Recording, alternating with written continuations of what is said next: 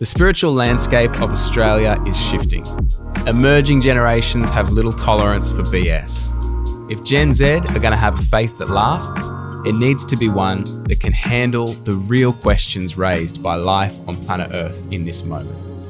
Spiritual Misfits have partnered with Uniting Mission and Education's Pulse team to host a series of conversations about the kind of spirituality that can engage with our biggest questions with courage and honesty, rather than becoming disengaged, disillusioned, or overwhelmed. Are you ready? Let's go. Well, it is so good to be here with you, Aditi, Somerset, Jonty. Thank you for joining me for a conversation, part of a collaboration between Spiritual Misfits and the Uniting Mission and Education Pulse team.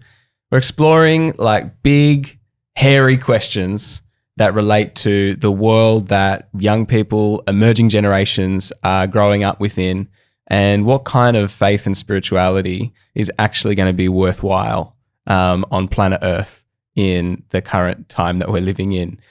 So looking at lots of big topics, and this conversation is going to primarily look at the kind of large overlapping areas of social media, AI, just the rapidly shifting pace of technology. Before we get into it, I'd love to just hear from each of you. Just introduce yourself however you feel comfortable and give a sentence or two on why this topic has significance to you. Like, why are you on the panel? Why don't we start with Aditi? Okay, my name is Aditi. I work with the Comms and Marketing Department at the Synod of New South Wales and ACT, particularly in the social media genre. I think what particularly interests me about this topic is how people think that AI is a competitor more than a friend. And I think that really interests me, and I'm here to talk about that more. Wonderful. Thanks, Aditi. How about you, Somerset?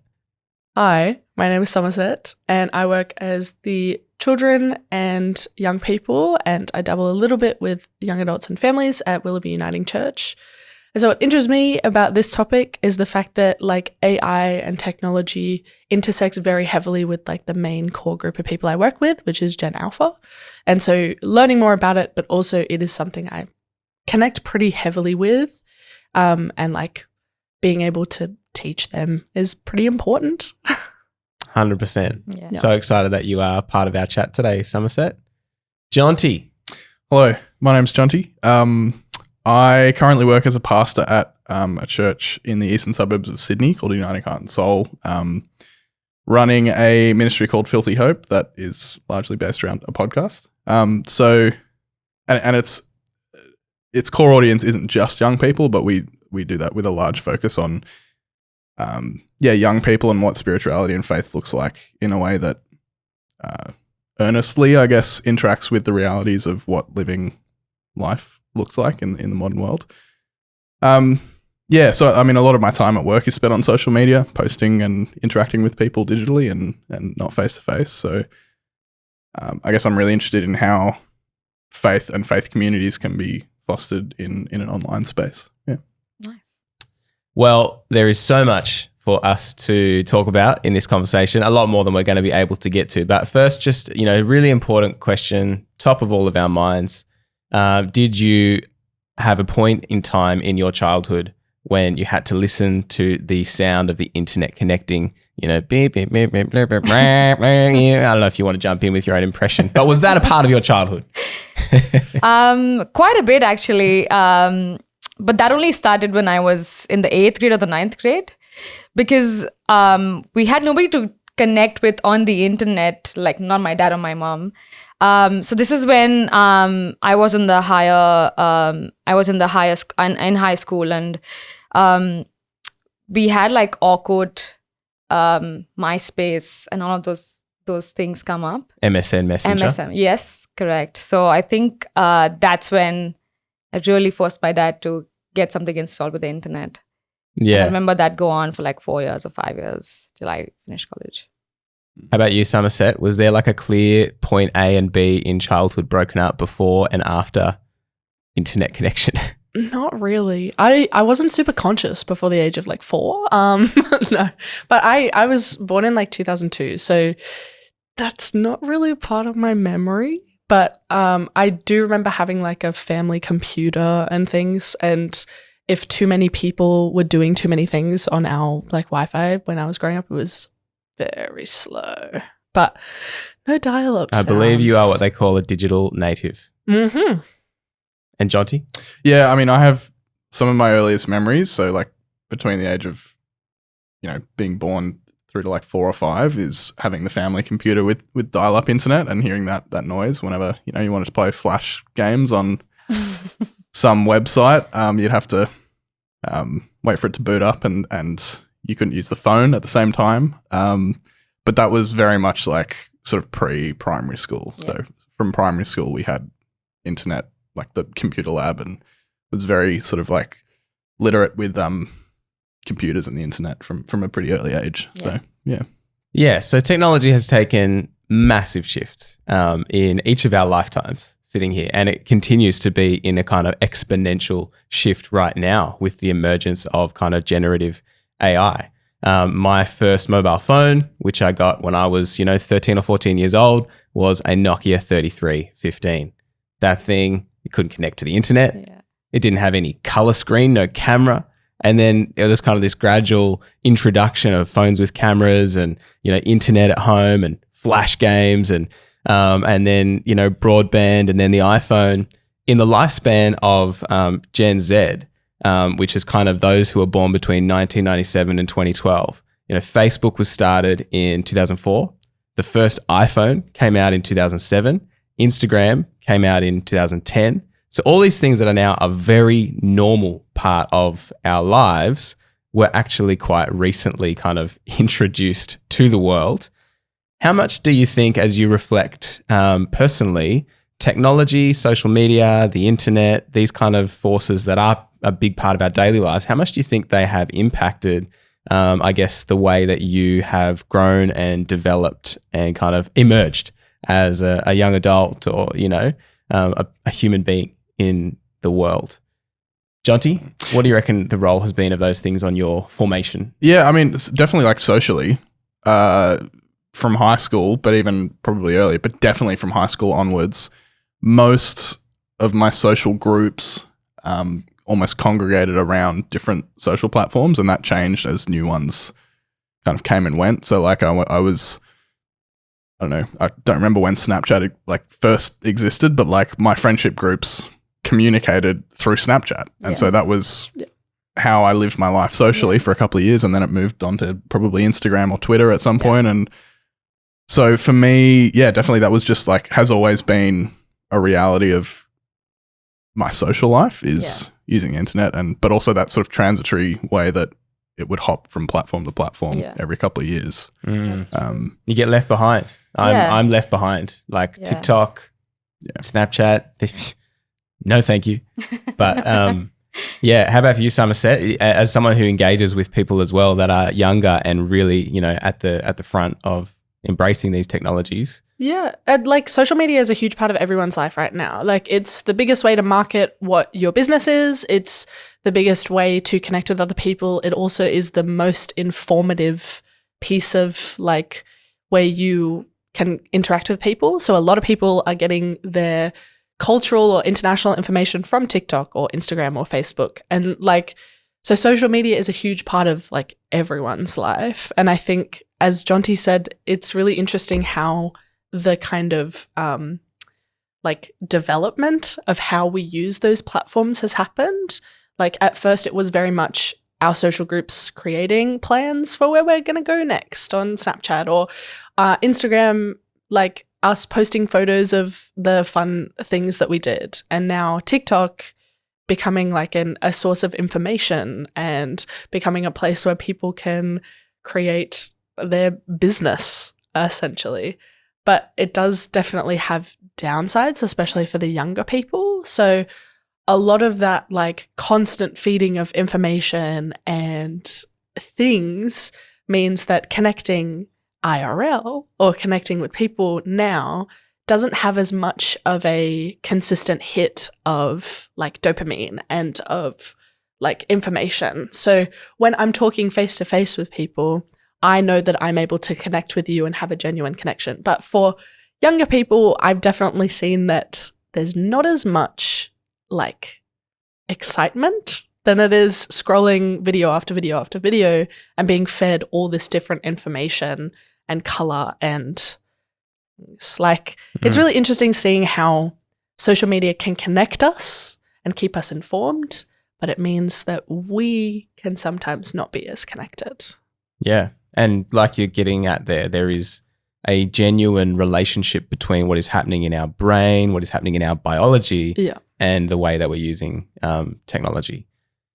How about you, Aditi? I think one of the biggest shifts, which really has a big impact on me, was the way we played games when we were kids.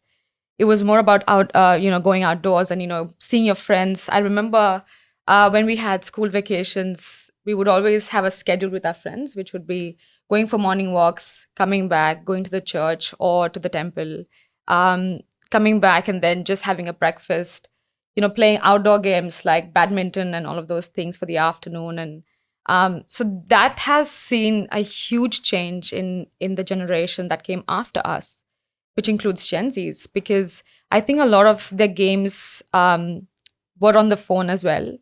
And I feel like they have missed the whole point of interacting, laughing, or, cracking jokes on that level of games than, how we have on the phone at the moment, where when you are definitely enjoying the games, but then it's with somebody you don't even know. It's with somebody you've never met, or it's with somebody who, just share the same experience of playing the game with you, but nothing else probably. So I think that's a very big shift for me in terms of interaction.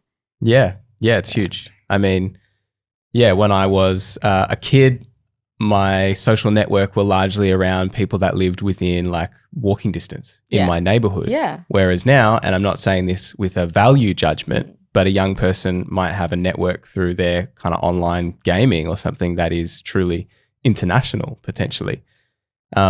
And anytime we do get into conversations about technology, it can be easy to either kind of demonize or to idealize. Yeah. And we can kind of think that it's the answer to everything, or it's like it's the problem with everything. And sometimes it's a bit of both. I mean, the other kind of false move that we can make is to say that technology is just neutral.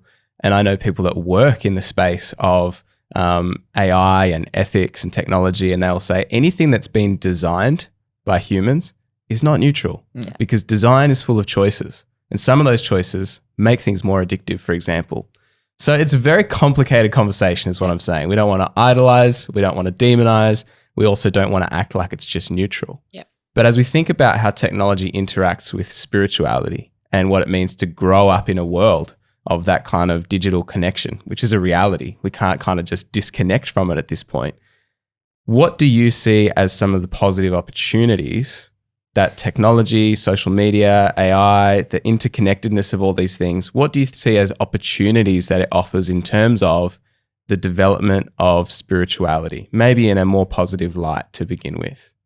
I mean, I think one of the quite clear positives for me is, and that I have benefited from as a young person growing up, is the access that you have to just about anything. So, I remember as a curious 14-year-old asking about going up to the youth pastor and asking, I want to know more about this thing that you said. And he was able to say to me, here's a website, here's a YouTube link, here's a whatever. And I was off to the races. And the thing that's interesting to me there is that curiosity has always been there for like just human curiosity. But the way in which you follow that curiosity has been sped up so insanely in the last 20 years and continues to speed up, that really it's such an exciting thing for me to internalize and put into my own practices, that my knowledge, my ability to learn is only limited by the ability to which I want to go and learn it, because everything is just readily accessible, which is incredible. But then that obviously also has a a flip side to the effect that can have. Yeah. But that's Yeah, it's huge. Yeah. So there's a democratization of accessibility of information. And definitely, like, we can't discount that as something that is so important. Like, all of the different forms of media that can take, like videos or like articles to read or things that are like podcasts or clips or things, like, it can all be very readily accessible and helps with your spiritual growth because you're learning and you have the intent to learn and you're able to like dive headfirst into it yourself and have that information. It is tricky with like creditable sources and things, but there are great specific resources that are targeted for like making the Bible more digestible for children and things. So there's great resources that are available. And also the fact that technology does inherently connect, as I was talking about earlier. Like, the outreach is really important with making sure that your spiritual community is connected. And so things like having sermons live streamed means that families who are unable to come to their home church for whatever reason are able to watch it. And so technology is accessible not only for your own spiritual growth, but for like spiritual connection amongst people, because it means you can interact with and be challenged by people in your spiritual community online. Yeah. And I think tagging on with what Summer said, I think one of the other important points is access to diverse perspectives in terms of spirituality, in terms of, just understanding to enrich your practices or having a broader understanding of what the other person, where the other person comes from, or, what are other beliefs so that you can direct your mind in that direction. So I think that's very important as well.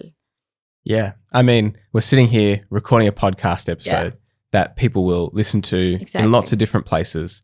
And the feedback I regularly get from people who listen to Spiritual Misfits is that it does help them to feel like they're not alone with some of the questions they have.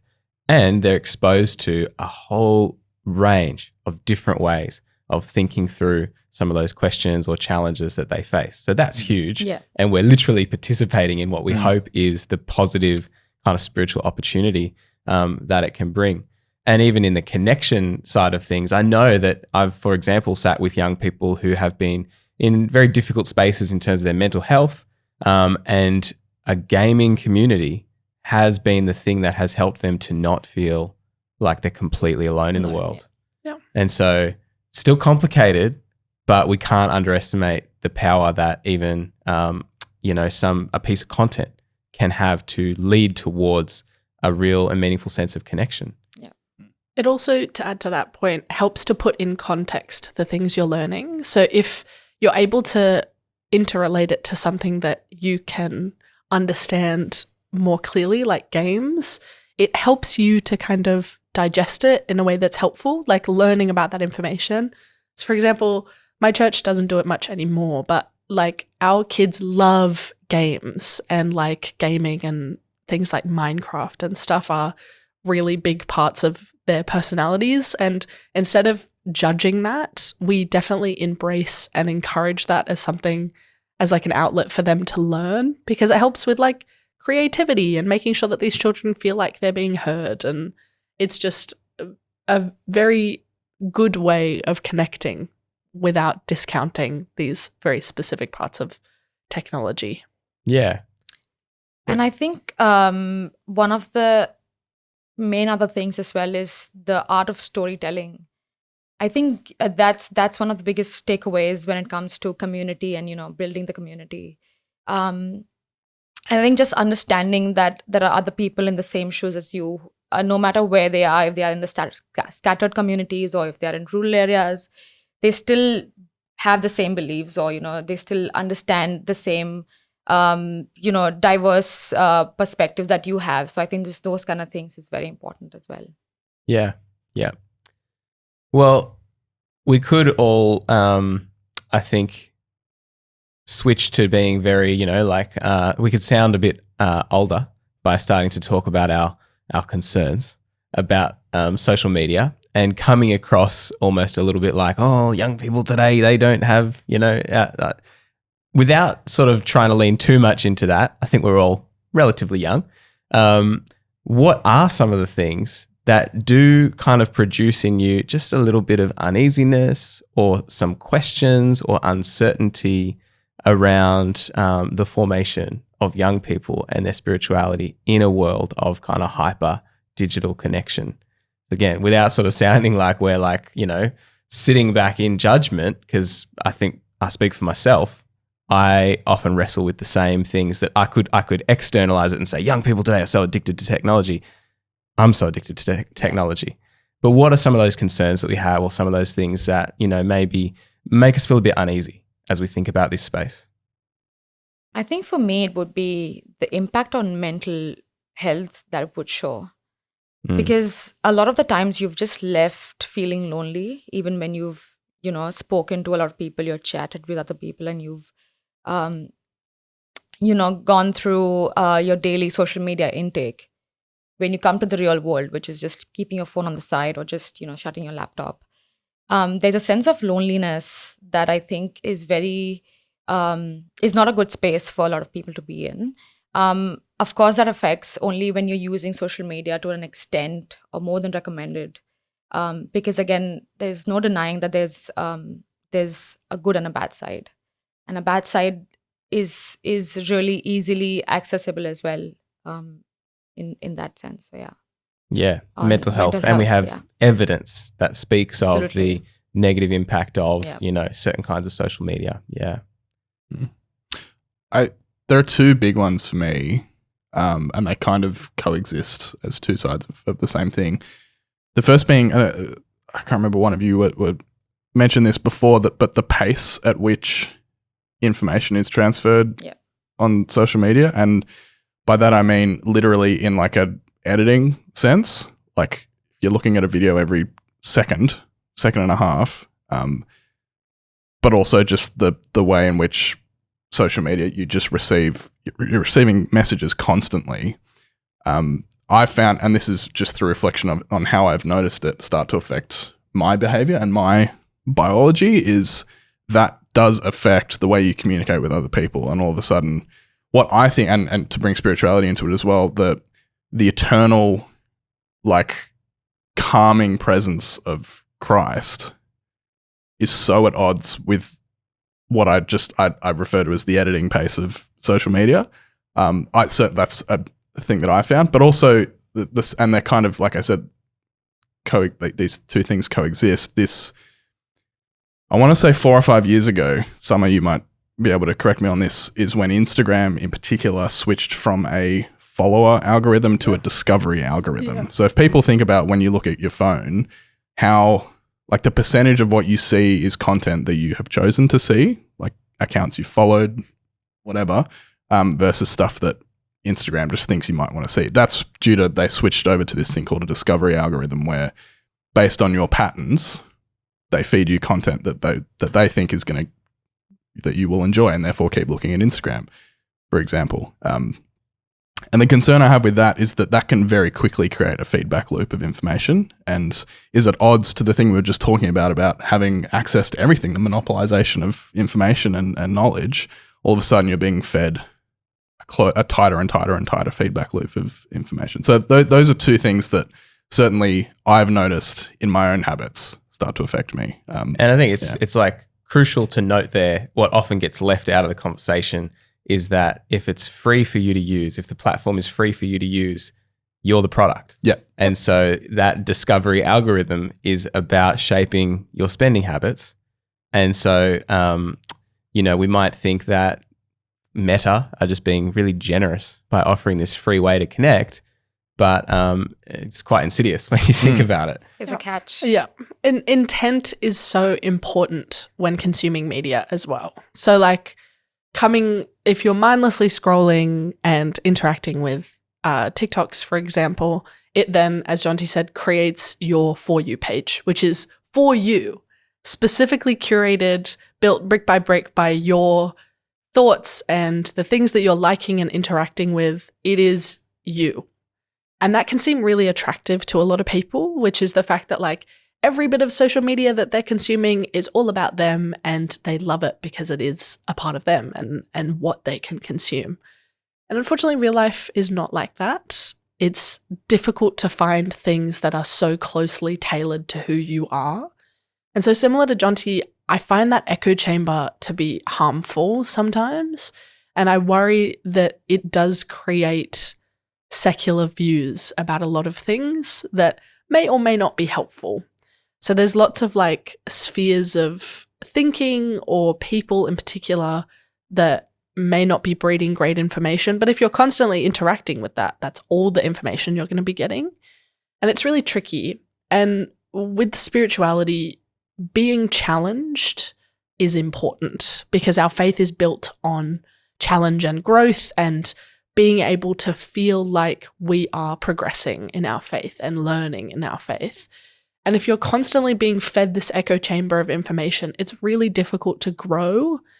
And it's also difficult to ask questions because you feel like you've got all the information you need because your For You page is specifically for you.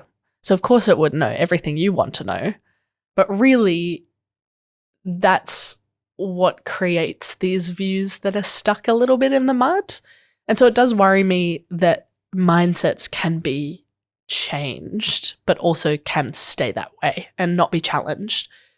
And also, like, as Jonty said, meditating or meditative worship is really tricky when your brain is thinking about all of these things that you get fed every day. Like thinking about the fact that your brain has to process that when you go to sleep. How are you meant to be processing that when you're trying to be quiet and worship or pray? There are so many things and crises and international things that are happening that you have access to and have a connection to directly. And it's really hard to get away from it. Not that you need to avoid it, but it is tricky when all of this information happens. Your brain is not quiet. At the very least, like, it's important to be aware of. It's important to be aware of and informed, but yeah. it's tricky when it feels like, and social media does feed to you, that it's your responsibility to fix it. Mm. And so a lot of that is that For You page telling you these things and kind of making you their product, but also the fact that it is a little bit on you. And that knowledge is really tricky of like, I'm being fed a lot of things that are like, seem to be kind of controversial. Is that who I am? But really it's the things that you're just interacting with and that your algorithm is taking pieces of and creating. I tend to think that our spirituality actually is a humanizing process. And sometimes some of what we're talking about here can be quite dehumanizing, particularly when, for example, you are exposed to all the crises in the world, which are very important, and we ought to respond and speak up and use whatever influence we have. But there can be this sense that we kind of become part of this machine where it's like, I need to always respond to and speak about everything that is happening everywhere all at once. And you can't as a human. And part of what a spiritual practice can do is to kind of right size you into going, this is what I can do, but also this is where I surrender. This is where I have to just, embrace stillness or step away or sit with the tension of those things. And I do think that if we're only being formed by kind of what we're fed in our social media feeds, it's not necessarily developing in us the muscle or the maturity or the wisdom to be able to know when to stop or to be still or to reflect or to meditate. What about you, Aditi? How's this all kind of sitting with your experience and reflections around these things? I think it's... Sorry, I'm a bit blank at the moment. If you can That's ask okay. somebody Yeah, else. I've got a more specific Sorry, question I'm just for a you. bit blank at the moment. That was my bad. I gave you a nothing question. Oh, no. Sorry. Sorry. So a lot of what we've been talking about is kind of the current state of play in terms of social media. But as we've said, things are constantly changing. Yep. And one of the things that has been, I suppose the more recent accelerator and talking point has been what AI is doing that will change how we use these platforms and how we engage with each other. We're in the relatively early days of generative AI, but it's kind of being spoken about as that next, exponential kind of shift that will change how we work and play and connect and worship potentially. You mentioned at the beginning that difference between seeing AI as a competitor or as kind of a companion. Do you want to share a little bit about some of that, Aditi? Sure. So I think AI has been with us not too long ago. It's been a year and a half. If you want to talk about ChatGPT and other things followed. And I think at the beginning, the perception was that people are gonna lose their jobs and AI is completely gonna replace us because of how accurate it's gonna be over a period of time. And I think I don't necessarily agree with that, because I think AI is here. It depends. It's for the people and by the people. It depends on how you use it. I think essentially AI is here to help us out. It is here to give us ideas or suggestions, or give us an easier path to follow rather than sitting and brainstorming with 10 people. I think you can just ask AI, but that doesn't mean it's the end product. The end product only is after you have taken the suggestions from the AI or ideas from the AI and you've made something of that with your own sort of intellectual as well. And that's what you're presenting to the world, because you don't forget that you're still presenting to the humans. You're not presenting to a machine. So it needs that human touch no matter what you do. And I think that's a very important take. And it's us, the community, the country, or anywhere that you are, it's going to be beneficial from it. The development and the growth is going to increase exponentially. For me, working in the social media stream, I think the difference that I've particularly experienced is earlier I used to do my work at 10x. But with AI, I'm able to do that with 50x. The same amount of work, I'm able to do it in a short period of time. But then the quality of work has increased. And I think that benefits the community at the end, no matter what you're doing. And that's the beauty of AI. It's not only, it's not limited to social media. It's any and every field that you want to work in. And I think it's just a companion. It's not to compete with us. It's not going to replace the human touch, human feelings, and other human relationships. So I really don't agree with AI is here to compete with us. It's interesting what you're sort of highlighting is partly that the questions that we bring to something can really shape how we view it and how we use it. And people do bring different intentions and questions. But if we ask, how is this thing going to replace me in the world, is a very different question to how could I use this thing to enhance what I want to do in the world. Somerset and Jonty, do you feel generally optimistic or pessimistic or something else when you think about the direction that AI is kind of heading in? It's tricky. Kind of both. I go between. So definitely I'm a creative, so I do a lot of things that are very art-based, and lots of things that veer more towards the kind of creative space.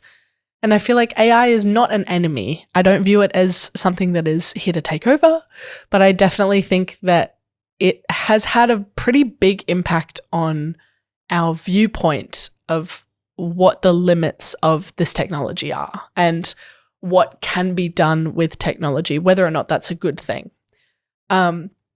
which is an interesting dynamic in what is authentic and what is AI, which comes up a lot recently, which is specifically in the creative space, like how can we discern what is done by a person and what is done by technology? And does that matter if it's done with intent? Are really big questions that are coming up at the moment. Huge. And it's tricky to answer because there's not really a particular answer right now as to whether or not it's a terrible thing that AI is kind of weaving itself more into the creative space, or whether or not it's a good thing. But it really depends, I think, on our intention. And I really like the point that we are not supposed to feel as though it's against us, nor are we supposed to rely solely on it as the end goal. I think it's really great to kind of view, and I like that view of AI as the stepping stones to help. And so things like ChatGPT that can help generate ideas, that's not necessarily like the be all and end all of what happens. It's more the stepping stones to get there. So it's tricky to view AI as helpful sometimes when when definitely I struggle a bit with the fact that people who have dedicated a lot of time into that particular field can get, let's say, bested by AI. But I think it's interesting to view it as a tool to aid rather than a tool to overcome. I definitely think that in the same way that all of the digital platforms that we've developed over the last 20 or 30 years are all tools, generative AI is just another digital tool. And there's a saying that I quite like the axe existed for 50,000 years before someone gave it a handle to hold on to. So I think, like all of the other digital tools that we have come up with in the 21st century, it totally depends on the intent and it depends on how we frame it for people to use. And I'd recommend people go read this book, Stolen Focus by Johann Hari, because he talks a lot about this stuff. And he talks about there was a case, I think it was actually in Australia, where a bunch of parents in Australia discovered that the lead in the paint that was being used to paint all of their schools and homes was having harmful effects on the children and people living. And the big legal case eventually got to the end point at which you can't put lead in paint anymore. And the government made sure that was a legal requirement. The solution wasn't to get rid of paint. The solution was to make sure that the paint that people used wasn't going to harm them. And so I think when we talk about things like generative AI and ChatGPT and even things like Facebook and Instagram, which are all just search engines as well, it's not about, is this harmful, therefore let's get rid of it. It's how are the people that are developing apps to be used inside them? How are the people that are using them in workspaces? How are the people that are using them in spirituality spaces? What's the intent behind those uses? And how are we going to create cultures and structures around them, like putting a handle on an axe, that's going to make them useful and not destructive. So, I don't know. Yep. All right. I want to paint a little scenario for you, and I want you to reflect on how it makes you feel. So the combination of virtual reality and generative AI means that we're not really that far away from a world in which you could put on virtual reality goggles and basically you could do everything at home, from watching a sunrise to going to a church service, connecting, worshipping, and never needing to leave your home. And it would all feel incredibly real. Does this make you feel positive, negative?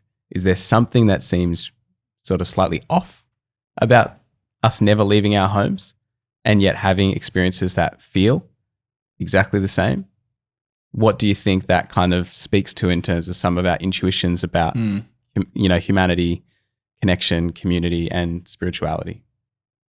I don't know. I'm going to sound like a really old person, but I just think we are, as individuals, we're all spiritual, we're all intellectual beings, we're all emotional beings, we're all physical beings as well. And I think something is lost when the physical interaction isn't there. And that's not to say that, like we talked about before, like very primitive stages of virtual, whether it's events or whatever, can be really, really useful at getting to things that otherwise you couldn't get to physically, and can have proved to be really, really positive advancements in how we can interact with each other, even in church spaces and in spirituality spaces as well. But I think when we remove the physicality of our being, I'd be curious to see what happens. I don't know, but my hunch is that something is lost, and that I just think about for people who've been in a long distance relationship, like that lack of the physical distance does matter, and a phone call or a FaceTime doesn't replace being in the room. So that's my boomer moment on this podcast, I guess. I just I fully agree with the boomer moment. I think AI can try to, and virtual reality can try to replicate humanity, but it's really tricky when that physicality isn't there. In the sense that I think about the new Apple eyeglass that's happening right now, which is a pretty hefty piece of technology, but it is meant to totally immerse your senses into connecting with the digital world in a way that feels really real. But the outside of the Apple Glass projects a picture of your eyes and face so that to other people, you seem normal. It's kind of scary and I don't really like how it looks, but it's an interesting example of how AI can try to replicate that humanity and the fact that we as people connect so much with eyes and with faces and with facial expressions, but it can't always land because that physicality of connection is so important to how we can connect. And that physicality of space and movement and like being with one another is really tricky to emulate when you are at your core sitting on your couch with headphones on and a big VR headset. It's tricky to feel, at least for me, similar to you. I'd be so curious to see how it would happen and how it would feel. And I'm sure that some people would definitely think it's an easier thing, whether or not that's an accessibility issue for them or if it's something in particular that means that it limits their ability to go outside or to be with people. But I think it's really tricky to emulate that physicality because you can try, but it's just not quite right, in my opinion. Yeah, I agree with Somerset and John T. I don't think so. It's ever going to completely replace our experience that we would have otherwise without the VR. For example, if I'm at snowy mountains, I don't think so my feet are gonna feel snowy. I'm always gonna be in partial reality. It's never, I don't think so it's completely going to replace that. One thing that might just excite me is, and that's with all due respect, it's the art of storytelling. I think it would take the art of storytelling to a different level altogether. Imagine just learning about the story of Jesus, for example, or, the story of Ramayana is what I follow as a Hindu. So I think learning that in the spirituality space would just do wonders, in my opinion, because the story will be taken as it is intended to be taken by the viewer. So I think that is somewhere the good that the VR would be able to help us with, an AI. But apart from that, it does make me feel nervous because I'm sure a lot of people would agree with me that we are like experience. We are more into experience, the whole experience of buying a ticket, going to a place. I don't think so I would value the Eiffel Tower more if I'm just shown it on my VR. I would want to actually achieve the opportunity of, going to Paris and looking at those things that I've only dreamt of. So I think it would never completely replace for us as humans because we live on dopamine. So. It's really interesting, isn't it? Because in each of these answers, potentially you could have somebody say, well, the thing that you're hesitant about has to do with the limitations of the technology, which could be resolved over time. The next version of the Apple Vision could be seamless. But I wonder if there's actually something that those answers are still touching on, that it's not just about the level of development of the technology. To sound a little bit Christian here, it's almost about the realm of spirit, or the realm of when I sit with somebody, there is actually something between us that cannot be, merely put down to pixels or, atoms, but there is something between us that is actually, transcendent, or that is spiritual. I suppose to me, this kind of makes me think about, the church is not always great at being like a leading voice in terms of cultural conversations. And that's what this little series of conversations are trying to have, conversations that if the church just kind of sticks in its own tunnel vision, it can kind of just think that those are things happening out there for other people to discuss. But I'm interested from your perspective, as you think about the stories of Jesus, or you think about your spirituality, your tradition, what are some of the things that you think it actually brings in terms of like maybe wisdom to these larger conversations around technology and ethics? And while you think about it, I'll give you a first thought, which kind of leads on from what we were just talking about. I feel like the Christian idea of incarnation, the idea that God becomes flesh, and actually that God didn't just come through AI or through a screen, but God comes in human flesh, is a really powerful idea for helping us to think about the meaning of embodiment and presence. But are there other things you see in the tradition, in the stories, that actually bring something that the broader kind of cultural conversation could benefit from? I would say building community is something that, I'm sure the Bible teaches us, and so does other spiritual books, is loving your neighbors. And I think that is something that will keep us in the community face to face. And I think that is something that is a job of the influencers of the younger crowd, if you ask me. When I say that, I mean influencers as in if somebody that is elder to them, which is their parents, or members of the church, or pastors, or church leaders who can actually be that approachable, and that it's make it easier for them to communicate with them and make them understand that, okay, this is something that we need to follow, as this is something that is the words of a Christian book, or any other spiritual. I think just loving your neighbors and being a part of the community is very important.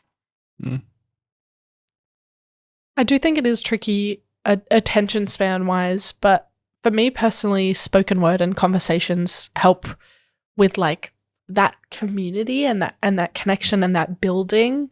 And it's tricky to emulate when we're talking about technology, because we talk about how the outreach is so important. But I do think, as you say, embody and being in our bodies and appreciating one another in a space, especially in a church space, or just in a space together, worshipping something or someone, depending on the spirituality or the thing that you're kind of talking about, is really tricky to feel like you can have in those digital spaces. Like being with people and connecting and talking and having that common knowledge, I feel like is really, really important in those spaces.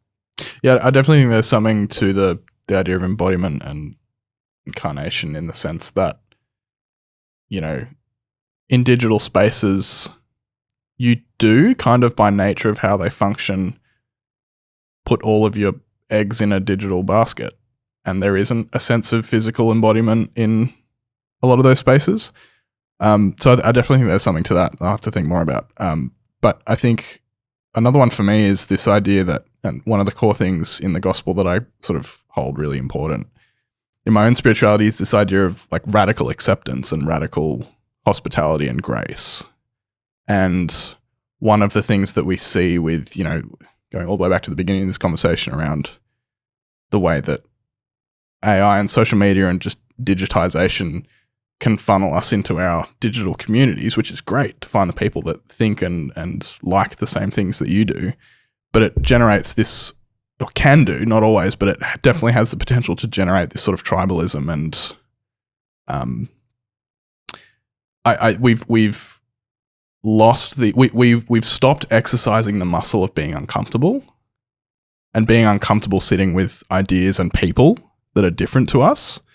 And I think something in my experience that I've noticed for me is that being in digital spaces has, like, that muscle has started to atrophy a little bit. And I think that's something that for me embodied spirituality through the gospel challenges me to do that. And if I kind of am a bit passive in the way I interact with digital media and social media and those things, that can have the opposite effect. So that's something for me. It's even thinking about like the positioning that you're in, or the things you're doing when you're scrolling on these social media platforms. Like for me, it's a lot of like when I'm on my phone in the morning, maybe like I'm in bed and I'm not really thinking about myself or where I am or what I'm doing, but that like separating yourself from that digital space and feeling like you are yourself, I don't know, is a really interesting thing that I think we tend to lose track of a lot. And that the people that we surround ourselves with in a spiritual sense are able to remind us of. Because like even one of the Christian things of laying hands on someone else as you pray for them is really important for that like recognition that you are a person and you have thoughts and feelings and things, and you are able to connect one-on-one. Lay emojis. Just lay emojis on them. like with people, like you're able to be with people. And I feel like in my faith personally, that physicality is just so important. And also like publicly speaking to a group of people is like one of my bread and butter things. I do a lot of like children's sermons and short talks, and seeing how people react in the physical space to that is so important to me personally and my growth and how I'm able to structure my faith is like being and listening in those spaces. I don't know, just very important to me. Yeah. I think like one of the themes that's kind of could tie all this together, it goes right back to the early things we were talking about in terms of the concerns around authenticity and AI. And so much of this technology is trying to replicate the most authentic version of something. You know, let's say it's watching a sunrise. Well, you could actually just go outside and watch the sunrise and try and do it before we, you know, do too much damage to the environment so you can't see that sunrise anymore. So I think it's interesting to think, you know, before the technology like arrives at that point, don't miss what is already before you. You can be sitting across from somebody. Now, I know it can be amazing for like, it can be incredible for bridging those accessibility gaps. And I think that's where it has one of its greatest offerings. But I suppose as we think about spirituality, like everything you need is here now. You know, everything you need within your body, within the creation, you know, within the spirit is actually already available. Love to give each of you a final thought or sentence that you just want to leave any maybe young adult, young person listening with as they think about how they integrate their relationship with technology as well as their sense of spirituality. What would be the kind of thought or challenge or encouragement you want to leave them with? I think I want to highlight that nature is spirituality. And I think as long as we have nature, there's always going to be a good chance that people are going to go out and watch that sunrise. 100%. I think it's tricky when a lot of older people in your space tell you that technology is terrible. And we definitely have made points on both sides. But I think viewing it as a complete villain is discounting the fact that technology is really great for spiritual growth. There are some really fantastic resources and things out there that extend your knowledge past just the room you're in. And it means you can grow a bit. But I think not being afraid of it, but also ask questions because that's very important. I think that's really interesting. And it's a dynamic that I find myself thinking about is generationally, there's almost this thing where young people are told that it's almost their fault. That this is your thing, social media and technology and AI. And I just want to, and that's something that's definitely come up in my conversations with other young people is like this awareness of the fact that social media in particular is this like just monolithic force in their life that they want to be able to do something about. And that's not helped by the sentiments of whether it's their parents or some of the people in their communities at church or wherever, the older people in their lives can sometimes reinforce this feeling of like, oh, what have I done? Like, is it my fault that I'm addicted to social media? And I want to just say like, no, it isn't. It's like when you've got billions of dollars of tech and people in Silicon Valley like butting heads to try and make you scrolling on your phone as much as possible. Of course it's not your fault. Like we don't stand a chance against all of that, really. And so understanding that and kind of freeing yourself from this feeling of responsibility and actually then trying to claim agency despite that, I find is really, really empowering for me. And trying to find your communities and your connections and your settings and all of those things that allow you to flourish through that and not, it's almost like, it's like the climate change debate. Like there's so much that is beyond our control. What can you do person to person that's going to make a difference in your life and the lives of the people around you? That's where I try to focus instead of trying to tackle this like giant idea of, The thing you need to be is you. Yeah. But it's you to the power of what you do rather than to the power of what others want you to. That's great. Mic drop. Nice. Thank you, Aditi, Somerset, and Jonty for being part of this guys. conversation. Loved everything you had to share. Thanks, Will. Good to be here. Thank you. Well, hopefully that episode has given you some thoughts to continue to chew. The conversation doesn't end now, it begins. Make sure that you continue to talk to your friends, family, neighbors, whoever, about the things that were raised in this episode. This was brought to you by Spiritual Misfits and the Uniting Mission and Education Pulse team. And if you go into the show notes with this episode, you can follow us on social media, join the Facebook groups, keep the conversation going.